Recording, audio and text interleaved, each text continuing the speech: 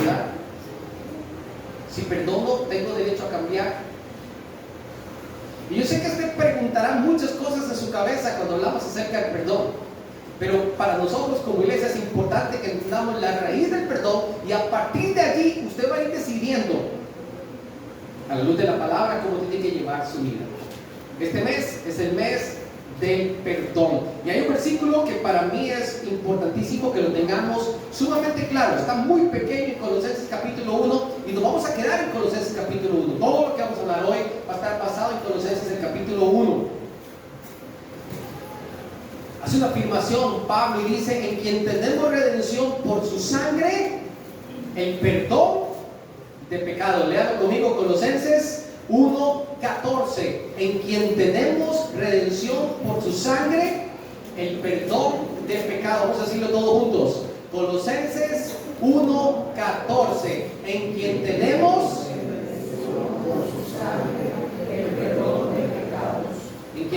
redención por su sangre, el perdón de pecados. Es un versículo muy pequeño y yo espero que se lo aprenda de memoria desde el día de hoy, si no se lo sabía ya. En quien tenemos redención por su sangre, el perdón de pecados. Colosenses 1:14. En este mes de octubre asumimos el reto de estudiar un tema que tiene proporciones e implicaciones eternas. Una vez más partimos del hecho que todo se trata de Dios. Todo se trata de Dios. Yo creo que ya es hora que usted y yo nos saquemos ese chip de que nosotros somos los más importantes. Nos saquemos ese viejo y antiguo chip de que todo se trata de mí, que todo lo que yo quiero, que todo lo que a mí me gusta, que yo quiero ser lo que a mí me da la gana. ¿Me explico? Ya es hora que nos vayamos sacando eso y que comencemos a entender que como cristianos usted y yo fuimos comprados, y a partir de allí toda la creación se rinde ante aquel de quien giran todas las cosas a su entorno, y ese es nuestro Dios. Todo se trata de Dios. Partimos de ese hecho. Por tanto, el enfoque de este estudio nunca estará ligado directamente en nuestras emociones. No se va a hablar de nuestras emociones porque no se trata de mí. Así que no podemos hablar necesariamente de nuestras emociones, sino de las implicaciones como tales que la falta del perdón puede traer a nuestras vidas, a nuestras familias y también a nuestra iglesia. Cuando hablamos del perdón, estamos hablando directamente de obedecer o desobedecer uno de los mandatos más directos, concurridos y prácticos que va a tener el cristiano en su vida todos los días. Todos los días. Está muy ligado a la paciencia, por eso es que es un tema consecutivo al anterior, y que el Señor nos ayude, mis amados hermanos. Así que ajustémonos los cinturones porque para allá vamos. Acompáñenme en oración. Bien, mis amados hermanos, bueno, lo primero que tenemos que hablar, se quedaron en Colosenses capítulo 1, ¿cierto? Que tenemos el perdón de pecados, redención del perdón de pecados, ¿se acuerdan? Y que tenemos redención por su sangre, el perdón de pecados. Nos quedamos en Colosenses capítulo 1. Quiero que vean el versículo 9 en Colosenses capítulo 1 para empezar por allí, porque no vamos a entender bien el versículo 14 si no vemos un poquito antes. Vean lo que dice Colosenses el capítulo 1, el versículo 9 en este caso. Ahorita lo vamos a leer también en otra versión. Dice: por lo cual también nosotros, desde el día que lo oímos, no cesamos de orar por vosotros y de pedir que seamos, ¿qué? Llenos del conocimiento de su voluntad en toda sabiduría e inteligencia espiritual. ¿Cuál era la petición del apóstol Pablo para la iglesia allá en Colosenses? En Colosas, ¿cuál era la petición? Que sean llenos. Que sean llenos. No que tengan media tabla, medio vaso, sino que estén llenos. ¿Cómo debe de estar la iglesia del Señor para poder hablar acerca del perdón? ¿Cómo debemos de estar? Llenos. ¿Llenos de qué? ¿Llenos de qué? Ahí lo dice. Del conocimiento de la voluntad de Dios. Llenos de sabiduría e inteligencia espiritual. En pocas palabras, lo que el apóstol nos quiere decir a nosotros de inicio es que necesitamos alinearnos a la voluntad de Dios. Usted y yo necesitamos alinearnos a la voluntad de Dios. Debemos de entender cuál es la voluntad de Dios y cómo Dios quiere que nosotros seamos, cómo Dios quiere que nosotros actuemos, cómo Dios quiere que nosotros reaccionemos. Y una vez que entendemos esto, entonces Dios va a decir, oiga, ahora sí están acorde conmigo, están alineaditos. Nosotros educamos a nuestros hijos y cuando les damos a ellos ciertos parámetros y vemos que los cumplen, entonces te dicen, lo tengo bien alineado, alineadas, diría yo, ¿verdad? Las tenemos bien alineadas. El creyente, conforme va creciendo, el creyente conforme va madurando, el creyente debe de alinear su corazón a la voluntad de Dios. Y ahí nos damos cuenta que usted está creciendo espiritualmente, porque dejan de hacer las cosas que nosotros comúnmente queremos hacer para comenzar a obedecer a Dios. Si nosotros no estamos obedeciendo a Dios y seguimos haciendo las cosas a nuestro modo, entonces ¿qué pasa? Somos unos inmaduros espiritualmente hablando. No importa que yo tenga 40 años de creyente, la obediencia práctica del Evangelio es lo que evidencia la madurez. Entonces, en la traducción viviente, la nueva traducción viviente, Pablo lo escribe así: le pedimos a Dios que les dé pleno conocimiento de su voluntad y les conceda sabiduría y comprensión espiritual. Cuando las personas cumplen años, nosotros normalmente le decimos a las personas, y que el Señor te conceda. Todo el mundo lo pone, ahora nadie lo pone. Y que el Señor te conceda las peticiones de tu corazón. ¿Está mal pedir eso? No, ya está bonitísimo, está bonitísimo. Eso sí, tiene que ponerle primero deleites en el Señor, y Él te concederá las peticiones de tu corazón. Así te va a resultar más fácil. Pero tu intención está bonita. Pablo dice, bueno, a mí no me interesa tanto que te conceda las peticiones de tu corazón. Yo quiero que Dios te conceda sabiduría y comprensión espiritual. Estamos entendiendo las palabras que aquí aparecen, ¿verdad? Pleno conocimiento de su voluntad. Usted y yo quizás nunca vamos a entender cuál es la voluntad de Dios al 100%. En lo que respecta a mi diario vivir. ¿Me explico? Si usted dice, yo no sé por qué estoy pasando esto, ¿qué será la voluntad de Dios con esto? ¿Qué quedará mi Dios con mis hijos? ¿Qué quedará? ¿Cuál será su voluntad? Pero su voluntad, como tal, ya está descrita. Ya está descrita. Hay aspectos generalizados de su voluntad que ya están descritos. A ellos solamente tenemos que obedecerlos. ¿Me explico? Es decir, yo normalmente utilizo este ejemplo porque eso es una de mis preocupaciones como pastor. Nuestros jóvenes están creciendo. No sé si ustedes se han dado cuenta, nuestros jóvenes están creciendo. Ya lo que nosotros vimos como niños, ya son adultos en su mayoría, con cédula. Y los que no están a punto de tener su cédula. Y están comenzando en la universidad. ¿Y qué se van a encontrar en la universidad? Nuestras bellas jovencitas y nuestros guapos jovencitos. ¿Qué se van a encontrar en la universidad? Un montón de filisteas. ¿Y se ven mal las filisteas? No todas. ¿Y los cananeos cómo se ven? No están tan malos, digo un personaje por ahí. Hermano pastor, ¿será la voluntad de Dios? La voluntad de Dios ya está descrita. ¿Qué dice la palabra? No os unáis el yugo desigual con los incrédulos. ¿Qué comunión tiene la luz con las tinieblas? ¿O qué comunión tiene Cristo con el mismo Belcebú? ¿Qué comunión hay? Nada. Cero. ¿Cuál es la voluntad de Dios? ¿Está claro o no está clara la voluntad de Dios? Dios quiere que tengamos un pleno conocimiento de la voluntad de Dios. Entonces, alguien me ofende, hermano, ¿tendré que perdonar? Usted ya conoce la voluntad de Dios. Ustedes saben que Pedro, cuando se acercó al Señor, más adelante, otro día, otro domingo, hablaremos más de ese pasaje, pero cuando Pedro se acercó con el Señor, Le digo, maestro, una pregunta. ¿Cuántas veces he de perdonar a mi hermano que pecare contra mí? ¿Hasta 7? Oye, se sintió el hombre como muy espiritual. Dice la tradición judía que normalmente se perdonaban 3. Por eso te he dicho que dice la tercera es la vencida. Entonces Pedro dijo, hey, yo si le digo 3 me quedo muy raso, si le digo 4 también voy a multiplicarlo por 2. 3 por 2, 6, y le pongo una ñapa. Entonces, ¿qué decimos? Hasta 7. El número perfecto, maestro. ¿Qué pensó Pedro que le iba a decir el maestro? No, Pedro, está sobrado. Tú estás sobrado, Pedro. No, por favor, ¿cómo te ocurre? Entonces después van a montarte. No, eso no puede ser.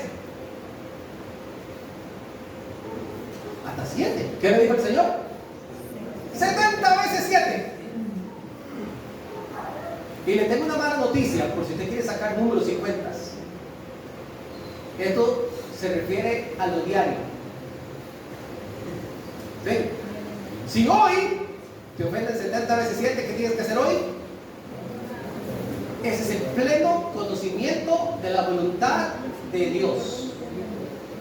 Así pudiéramos poner otros ejemplos más. Pero bueno, básicamente, ¿qué quiere decir Pablo con alinearnos a la voluntad de Dios? En el hecho de pedir que seamos completamente conscientes del conocimiento de la voluntad de Dios. Número 1, que necesitamos pensar como Dios.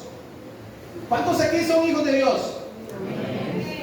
Y perdonen que use un ejemplo hoy medio jalado del pelo, pero ¿alguna vez han visto ustedes, Andresito, ponte bien un momentito, ¿alguna vez han visto ustedes algún personaje con este atuendo que carga hoy el joven Andrés? ¿A quién han visto ustedes ese atuendo? A su papá.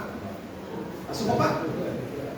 Eso es una mala noticia, ya le queda la ropa de él, así que olvídense, ya no será suya más. Para que sepa, para que sepa. ¿Ah? A ti te queda mejor, te luce más, dice él. Bien. Normalmente nosotros como hijos copiamos los patrones de nuestros padres, ¿cierto? Eso debería de ser. Siempre hemos visto a los niños pequeñitos ponerse los zapatos de su papá o su mamá. Siempre. He visto coreografías en los kinder donde le piden a los niños traer ropa de los papás, ¿verdad? Y con esa ropa toda grandota, salir y todo el mundo, ¡ay, derritiéndose, ¿verdad? Viendo a los niños con esa ropa de los papás y todo lo demás. Esto es lo común, ¿me explico? Esto es lo común, que nosotros copiemos e imitemos los conceptos que nos han enseñado en casa. ¿Cuántos de los que estamos aquí somos hijos de Dios? Los que hemos decidido creer y seguir al Señor Jesucristo, se nos ha concedido el privilegio de ser llamados hijos de Dios. Entonces, si usted es hijo de Dios, ¿como quién debe de pensar usted? ¿Como Dios o como el mundo? Estos exámenes míos son muy fáciles, ¿verdad? El mundo tiene una mentalidad que usted y yo debemos huirle porque se pega fácilmente. ¿Cuál es la mentalidad del Señor? Bueno, la mentalidad del Señor es amor, es propósito, es paciencia, es benignidad. ¿Me explico? Jesucristo mismo dijo, aprendan de mí que soy manso y humilde de corazón. Si Jesucristo no hubiese sido manso y humilde de corazón, no nos hubiera perdonado. Pero como Él es manso y humilde, entonces Él aplica sus propios conceptos, su propio juicio y decide perdonar. Con esto le estoy diciendo que el opositor número 1 del perdón no son las heridas, es el orgullo. Así que tenemos que pensar como Dios. ¿Y cómo es Dios? Dios es un Dios lleno de amor y lleno de propósitos.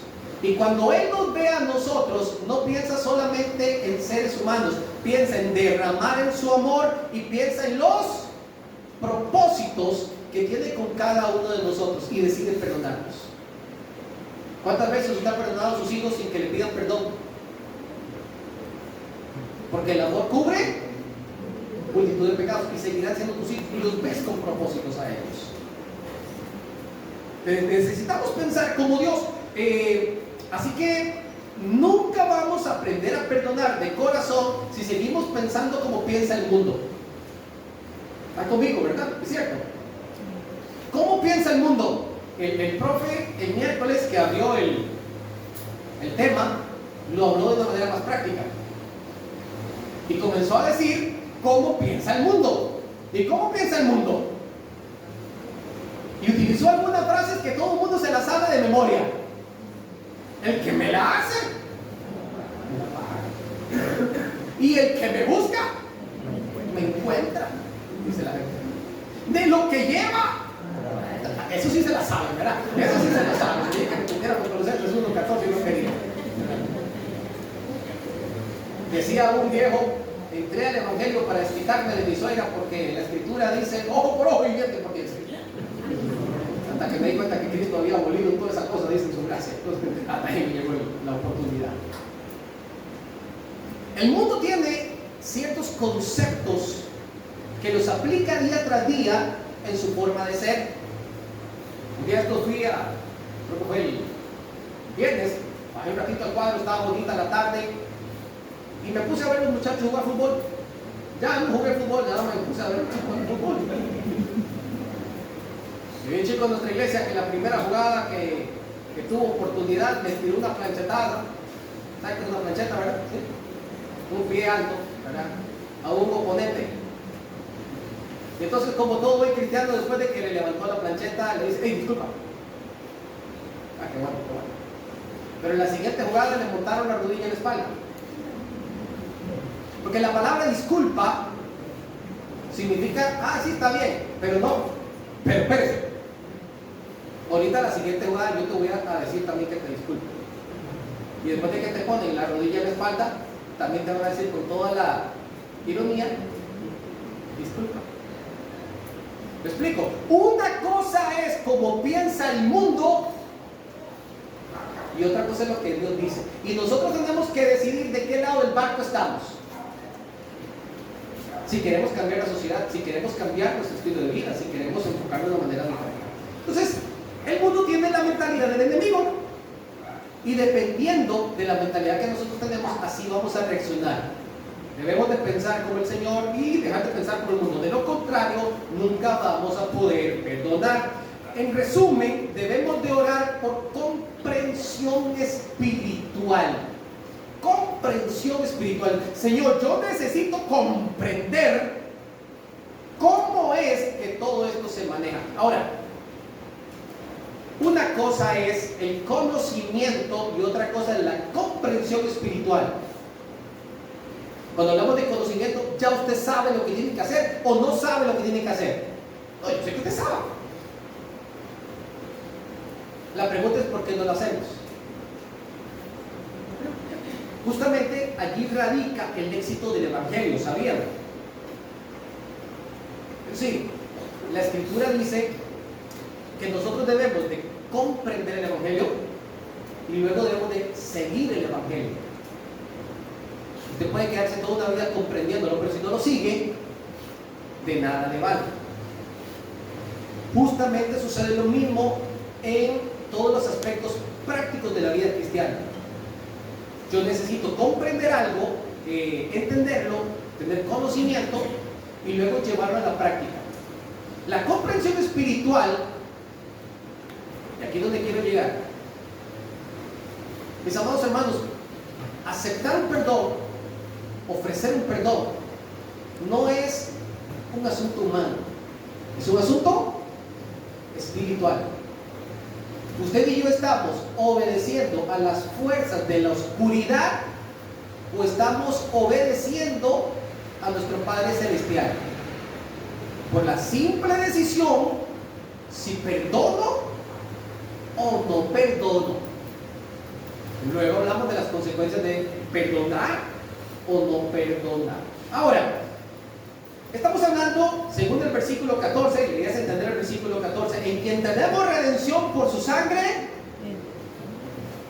Ese no lo repite, ¿verdad? Se lo dije. En quien tenemos redención por su sangre, el perdón de pecado. Usted nada más tiene que decir el perdón de pecado. Yo le digo la primera parte, usted dice la segunda, más fácil, ¿verdad? En quien tenemos redención por su sangre, el perdón de pecado. nosotros entender que el Señor ha perdonado nuestros pecados. Porque el Señor ha perdonado todos nuestros pecados, pasados, presentes y futuros. Y nos ha presentado y nos ha dado la oportunidad de ser santos y sin mancha delante de Él, así como usted y yo somos. Lo que nos invita a tener un cambio de vida para vivir para la alabanza de la gloria de su nombre. No crea que es que Dios me recibe tal como soy y que me puedo quedar tal como soy, porque Dios es amor. Olvídese de ese cuento. Es que usted se encuentra con la cruz de Cristo y no puede ser igual jamás. Te comienza a cambiar su forma de pensar, su forma de actuar, su forma de hablar, porque Dios transforma tu vida y ahora vives para la alabanza de la gloria de su nombre. Y lo que nunca habías hecho, como utilizar la palabra perdón, se comienza a convertir en parte constante de tu vocabulario. Cuando entiendes que Dios te perdonó todos tus pecados. Pero para entender esto vamos a entender quién es el Señor. Entonces Pablo lo que dice es, ok, el Señor te perdonó los pecados. Ahora yo quiero explicarte quién es el Señor. A partir del versículo 15, Él nos va a decir quién es el Señor para que nosotros entendamos quién nos perdonó nuestros pecados. Voy a leer desde el versículo 15 hasta donde le dije. Hasta el 20, vamos. Él es la imagen del Dios invisible, el primogénito de toda la creación, porque en Él fueron creadas todas las cosas, las que están en los cielos y las que están en la tierra, visibles e invisibles, sean tronos, sean dominios, sean principados, sean potestades. Todo fue creado por medio de Él y para Él. Y Él es antes de todas las cosas, y todas las cosas en Él subsisten, y Él es la cabeza del cuerpo que es la iglesia. Él es el principio, el primogénito de todos los muertos, para que en todo tenga la primacía, por cuanto agradó al Padre que en Él habitase toda plenitud, y por medio de Él reconciliar consigo todas las cosas, así los que están en la tierra como los que están en los cielos, haciendo la paz mediante la sangre en su cruz, o de su cruz. ¿Quién es el Señor? ¿Se ha puesto a pensar quién es el Señor? Porque nosotros adoramos al Dios, al Todopoderoso, al Altísimo, pero ¿quién es el Señor? Entonces Pablo dice, yo no voy a recordar quién es el Señor, que fue el que le perdonó los pecados. Es supremo sobre toda la creación, supremo sobre toda la creación, es decir, que Él existía antes de todo y es el más importante de todos. En Él fueron creadas todas las cosas, todo lo que usted tiene, todo lo que usted ve, fue creado por el Señor. Oh, mantiene unida la creación, o por medio de Él la creación subsiste. Cuando usted se detiene un poquitito y usted dice, ¿qué significa que en Él se mantiene unida toda la creación? Acuérdense que la tierra es redonda. De hecho, esto se sabe no hace mucho científicamente, pero Job lo escribió en su libro, porque Dios se lo dijo, ¿verdad? Has medido la circunferencia de la tierra, sin las sabes, ¿verdad? Sin las sabes, dime cuáles son las medidas. Eso ya estaba descrito desde la era prehistórica. Y si nosotros pensamos en que la tierra es redonda, póngase a pensar que el 70% de la tierra, ¿qué es? Es agua. ¿Y qué pasa con el agua cuando está adherida a algo que es redondo? ¿O qué debería pasar con el agua si estuviese adherida a algo que es redondo? Yo no entiendo esto. Si usted lo entiende, ayúdeme a entenderlo. O por ejemplo, si algo es redondo y hay 5 continentes en los cuales hay habitantes en todos y cada uno de ellos, y la tierra va girando, evidentemente unos tienen que estar arriba, otros de lado y otros abajo. Yo quiero pensar que durante la noche yo estoy abajo y no me doy cuenta de nada, y que de día estoy de pie. Ahorita le toca a los chiquitos estar de cabeza, que son bastantes, por cierto. Él mantiene unida la creación. Hace 8 días atrás, el paso por Caldera estaba regulado porque había un árbol que se había caído. Esas raíces están sujetas a la tierra que le da vida. El Señor mantiene unida la creación. Y usted y yo cada día somos una muestra de que el Señor nos mantiene unidos a la misma vida como tal. Estas son cosas que nosotros no podemos ni siquiera imaginar de lo que estamos hablando. Él mantiene unida a la creación. Él es la cabeza de la iglesia es su cuerpo. Hace 8 días entendíamos lo importante que usted y yo reflejemos quién es Cristo, porque la gente va a conocer a Cristo cuando lo vea. Y cuando la gente entra a la iglesia, se encuentra amor, se encuentra compasión, se encuentra misericordia, se encuentra estas cosas que estamos hablando, entonces va a encontrar quién es Cristo. Si encuentra odio, disensión y pleito, entonces no va a encontrar a Cristo aquí. Pero Él es la cabeza de la iglesia. Y cuando habla de que Él es la cabeza, quiere decir que Él es el que manda. ¿Quién manda en la iglesia? El Señor Jesucristo, porque Él es la cabeza de la iglesia. Y las cosas se hacen como Él dice. Él tiene toda preeminencia, quiere decir que es el primero en todo, o debería ser el primero en todo para nosotros. Oiga, y esto me encantó. Reconcilió todas las cosas, siendo grande y siendo maravilloso, Él decide perdonarnos. Él es el que busca la manera de reconciliarnos con el Señor, con Dios Padre. Él es quien reconcilia todas las cosas, es decir, todas nuestras maldades, todas nuestras acechanzas, todo lo que hemos hecho que nos separaba de Dios, porque por cuanto todos pecaron, ¿qué sucede? Estamos destituidos o separados de la gloria de Dios, pero Él decide reconciliarnos a nosotros como creación con el Creador. Él decide reconciliarnos. Tengo que resumir de esta manera: a su lado, usted y yo somos insignificantes. Cuando yo veo quién es el Señor, y por eso le dejé toda la lista allí, cuando yo veo quién es el Señor a su lado, nosotros somos insignificantes. Aún así, tenemos la osadía de ser rebeldes, soberbios, orgullosos, y le ofendemos a Él en todo momento.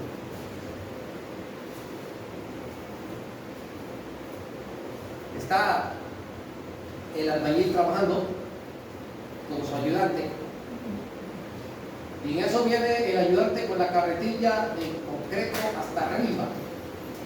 Ni se la aguantaba bien, porque por maldad se la llenaron hasta arriba.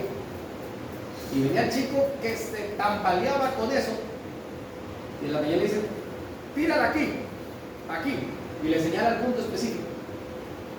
El chico, como puede, llegó y a como pudo soltó esa carretilla. No cayó aquí donde la quería, cayó aquí, ¿verdad? No era yo el albañil. Cayó sobre el albañil más de la mitad del concreto. Y con el palajutre que tenía en la mano, se aguantó porque le amarró como 3 veces al chiquillo. ¿Con qué ganas de trabajo? El chico estaba súper nervioso y el albañil le dice: aprende a obedecerme, te dije que era ahí. El chico, sumamente nervioso, le dije: hice lo que pude. Dijo: si fuese por mí, tú trabajas hasta hoy. Si fuese por mí, le dice el albañil, porque yo soy el albañil y tú eres el ayudante, y tú deberías de hacer lo que yo digo. Y ahí terminó la discusión. Y cuando usted se pone a analizar todo este evento, le pregunto: ¿qué tan superior es el albañil al ayudante? Le pregunto con toda sinceridad: ¿qué tan superior puede ser un albañil al ayudante?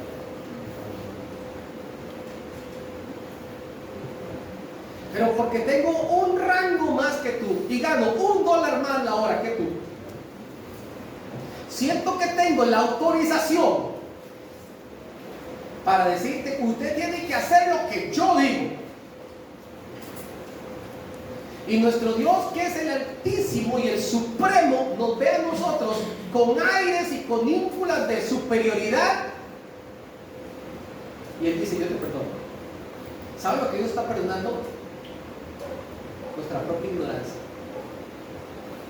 nos ve con ojos de misericordia y dice, ay, pobrecitos. Cuando Jesús estaba en la cruz, ¿qué decía? ¿Qué les estaba perdonando? Sí, no es cierto. Cuanto más grandes usted y yo nos creemos, más ignorantes somos delante de la presencia de Dios. Aprenda a ver quién es Dios. Y decía mi mamá, ubíquese. Yo sé que va a la enseñanza. Saludos, mi mamá. Me pone like. Mi amado hermano, cuando usted recuerda quién es Dios, la pregunta es, ¿por qué nos cuesta tanto perdonar? Si Él, que de verdad es Dios y que tiene toda autoridad, nos perdona, ¿qué nos creemos nosotros que nos cuesta tanto perdonar? Todavía falta bastante. Vamos al versículo 14, ya se lo tienen que saber de memoria. En quien tenemos redención por su sangre de pecados. Eso dice el versículo 14. Tenemos redención por su sangre. Esto es algo hermoso. El Señor ha perdonado nuestros pecados. Él, siendo Dios, siendo todopoderoso, siendo el creador de todas las cosas, el sustentador de todo lo que hay, Él dice, yo necesito que tú entiendas a perdonar. ¿Y cómo vas a entender que se debe perdonar? Te voy a perdonar yo a ti. Así que, número 1, su perdón ha limpiado nuestras vidas. Cuando hablamos de que en Él tenemos redención por su sangre, el perdón de pecados, es porque el perdón ha limpiado nuestras vidas. Usted y yo hoy en día somos limpios por la sangre de Cristo. Gloria al Señor por eso. ¿Amén? Todo lo que usted hizo en el pasado, absolutamente todo lo que usted hizo en el pasado, el Señor lo borró en la cruz. Y no me acordaré más de él. Agarró esa acta que era en nuestra contra y la clavó en la cruz. Esto es lo más maravilloso y lo más hermoso de lo que nosotros vamos a hablar en esta mañana. Le pregunto, ¿cómo te sientes ante esa realidad? Dios te limpió de todos tus pecados. ¿Cómo te sientes ante esa realidad? Y créanme, yo crecí en una familia cristiana. Nunca hice lo que mis compañeros de colegio hicieron. Nunca, literalmente. Nunca me he desvelado. No sé lo que ha sido una fiesta. No sé lo que es tomar una cerveza. No sé lo que es tomar un cigarro completo. No sé. No, y no quiero saberlo tampoco. Pero cuando yo pienso que el Señor me ha limpiado, yo me siento sumamente alegre. Porque también sé en lo mucho que lo he ofendido. También he visto mi carácter, también he visto mi forma de hablar, mi forma de pensar, mi forma de juzgar las cosas. También me he dado cuenta de lo injusto que soy en tantas cosas. Y yo digo, Señor, todo eso tú me lo has perdonado. Y tengo que entender que no existe un pecado diferente al otro. Y algunas veces queremos nosotros como humanos juzgar unas cosas de una manera y juzgar otras de otra manera. Pero si yo le mentí al Señor, si yo le mentí a usted, es exactamente lo mismo que Dios borró en la cruz cuando perdonó a un homicida por lo que hizo. En realidad el Señor ha limpiado todo lo que hicimos mal. Él ha cambiado todo el rumbo de nuestra historia. Él ha cambiado todo lo que nosotros hicimos mal por una nueva oportunidad. El Señor pagó la deuda que usted y yo teníamos con Él. El Señor cubrió toda nuestra vergüenza y toda nuestra desnudez en su redención por su sangre. Y hoy nos presenta delante de Él como aceptos en el amado. Todo esto lo hizo el Señor por nosotros. Tenemos el perdón de pecados. Mi amado hermano, cuando nosotros vemos lo que el Señor ha hecho por nosotros, deberíamos de decidir tener una actitud muy diferente ante los demás. El problema es que muchas veces nosotros no valoramos lo que el Señor ha hecho por nosotros. En una oportunidad llegó el maestro a la casa de un fariseo que se llamaba Simón. Y estando en la mesa con Simón, que por cierto nunca le lavaron los pies, porque el fariseo no se sentía como que, yo creo que no era los pies a este. Estando en esa mesa, entró una mujer pecadora. En nuestros tiempos diríamos una cantinera. Y llegó ante el Señor y se humilla delante de Él y llora a sus pies. Y mientras lloraba, le secaba con sus cabellos los pies porque sentía vergüenza de que ella ensuciara los pies del maestro. Simón se queda viendo la escena y dice: si este tipo fuera profeta, como él dice, se daría cuenta la clase de mujer que le está agarrando los pies. Mire, Simón se ve a sí mismo y él dice: yo no me dejo que esta vieja me llore a mis pies. Si este fuera profeta. Al que mucho se le perdona, mucho ama. Nosotros a veces no valoramos lo que el Señor ha hecho por nosotros y se nos olvida amar como una reacción a lo que Dios ha hecho por nosotros. Siendo Dios, aplica su justicia para perdonar. Siendo Dios el Todopoderoso, aplica su justicia para perdonar. Les pregunto, mis amados hermanos, Dios decide perdonarnos y aplica su justicia. Él es fiel y justo para perdonarnos y limpiarnos de toda maldad. Él aplica su justicia y su justicia va direccionada hacia el perdón. Así es Dios. ¿Cómo deberíamos de ser nosotros? ¿Cómo deberíamos de ser nosotros?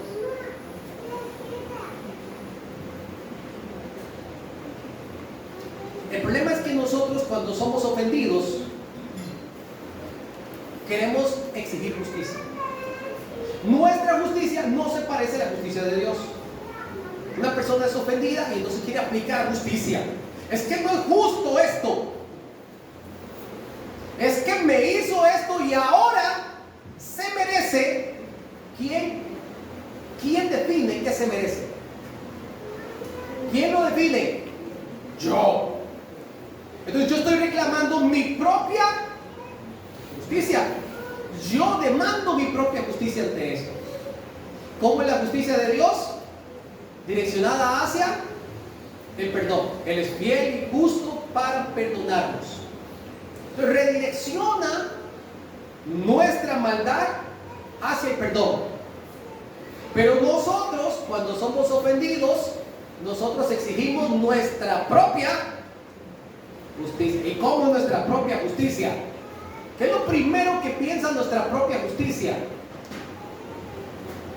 Y la palabra literal es venganza. Es venganza. El ser humano piensa en la venganza de una vez. Es algo que está automatizado en nuestro ADN. De alguna manera me la como. De alguna manera. Y yo defino qué es lo que creo que la otra persona se merece. Eso lo defino yo. Ahora, ¿sabe cuál es el problema? Que como usted no tiene ni comprensión, ni inteligencia espiritual, ni conocimiento de la voluntad de Dios, entonces usted le aplica lo que cree que esa persona se merece, sin darse cuenta que el veneno se lo está tomando usted mismo. Ahora me alejo, ahora no le hablo, ahora lo trato mal, ahora lo ofendo, ahora, y yo comienzo a tomar decisiones de acuerdo a mi propia justicia, que no está llena del conocimiento de la voluntad del Padre, ni de sabiduría, ni de inteligencia, sino que está guiada por el mundo. ¿Y saben qué es lo que sucede? Comienzo a autodestruirme, porque quiero aplicar mi justicia. Y la justicia de Dios no es la justicia de Dios. No se parecen ni un poquito.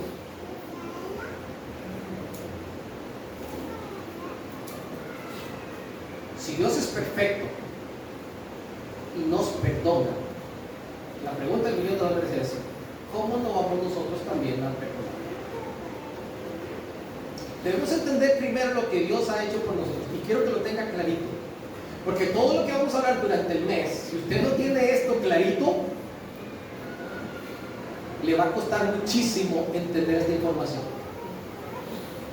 Si Dios, que es perfecto, nos perdona, ¿cómo somos nosotros? ¿Perfectos o imperfectos?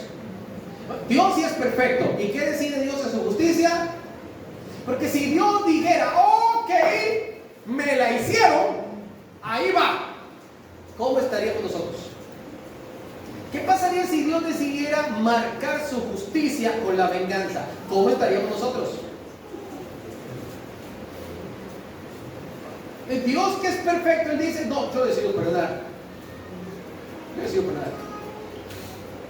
Y nosotros, que somos imperfectos,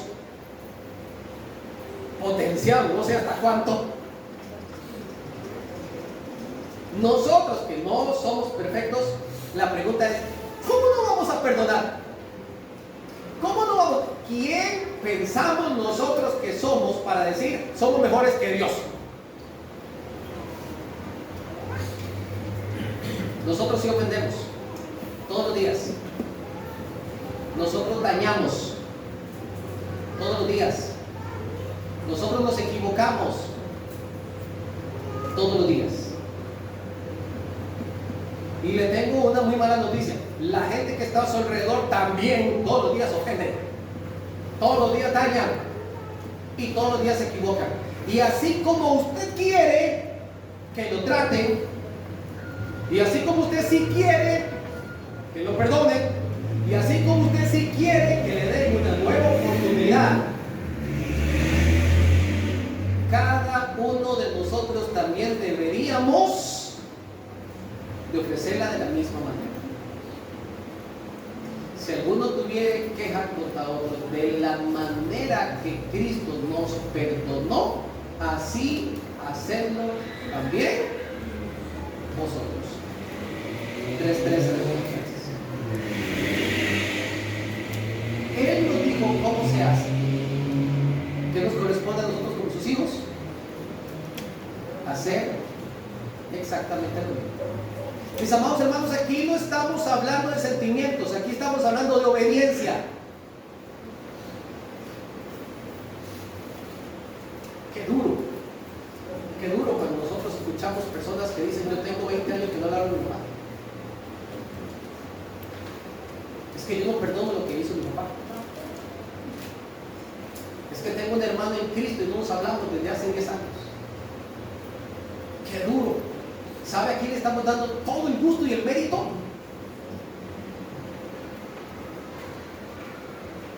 Es que tal persona, miren, aquí en este pueblo se manejan estos códigos de una manera tan radical que me pasaba, escuché una historia y hasta me reía yo de la historia, porque a alguien en un baile le habían pegado.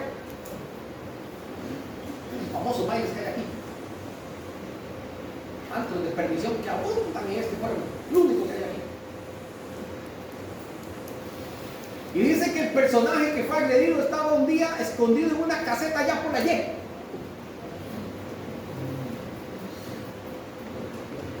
Y alguien se lo encuentra y le dice: aquí metido.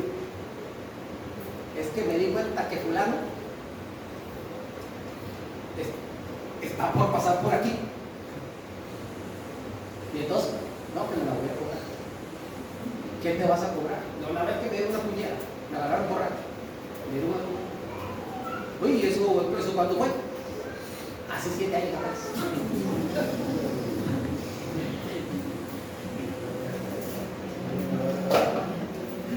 Una vez me encontré un personaje también de aquí, este pintoresco pueblo, y había sufrido un accidente similar en un lugar similar. No sé cuántas veces lo apuñalaron y de milagro sobrevivió. Me lo encuentro en el cielo. Oiga, cuánto me alegro verte, qué bueno que ya estás bien. ¿Cómo te sientes? ¿Cómo estás? Y me dice: ya casi estoy listo, dice, para desquitarme. Y yo le dije, oiga, bueno, ya que me está dando la oportunidad de conversar, escoja uno de los dos dedos, escoja uno de los dos. Y se quedó así viéndome. Uno se llama cárcel y otro se llama cementerio. Escoja uno de los dos. Porque o lo matas o te matan. Para que la historia termine entonces. Escoja uno de los dos, cementerio o cárcel. Tan bruto, tipo, tan bruto. No, es que es en serio, te digo. ¿Qué prefieres? ¿Qué prefieres? En el Señor tengo redención por su sangre, el perdón de pecados, y por lo tanto, hoy me decido, no demandaré más mi justicia, porque reconozco que mi justicia no obra como la justicia de Dios. No demandaré más mi justicia de ahora en adelante. Yo renuncio a mis deseos de venganza. Dejaré ir el amargo del momento, así como Cristo lo hizo por mí. Anote esa frase y repítaselo durante toda esta semana. No demandaré más mi justicia. Renuncio a la venganza. Dejaré ir lo amargo del momento, así como Cristo lo hizo por mí. Si Él, siendo perfecto, ha olvidado todas nuestras imperfecciones, todos nuestros pecados, todas nuestras maldades, que ofenden su perfecta santidad, y hoy nos da una nueva oportunidad, yo quiero hacer mi vida, así como Él lo hizo. La única manera en que yo cambie el rumbo de mi vida es cuando yo alinee mi corazón a la voluntad de Dios. Y la voluntad de Dios es nuestra primera prioridad. Así como Él lo hizo conmigo. Compañero de oración. Padre, bueno, te agradecemos, Señor, por tu palabra.